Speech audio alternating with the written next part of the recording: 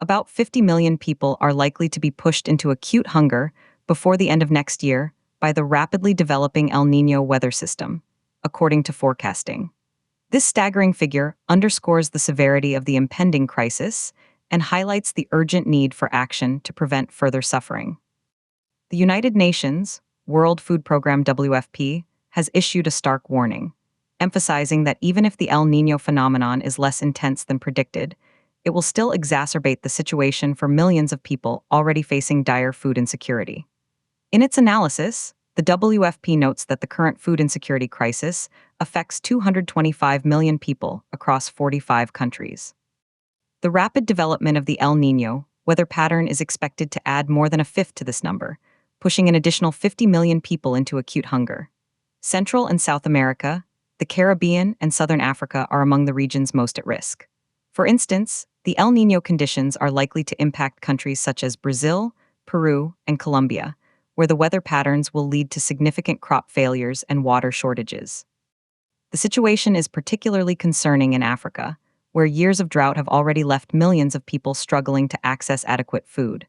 The ongoing conflict in Iran has also contributed to rising food prices, further exacerbating the crisis.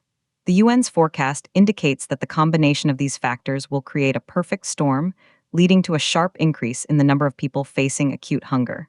The implications of this crisis are far-reaching.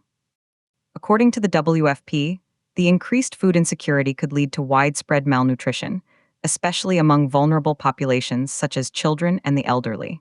The agency warns that the economic costs of this crisis could be substantial, potentially leading to social unrest and instability in affected regions. Historically, El Nino events have had significant impacts on global weather patterns and food security.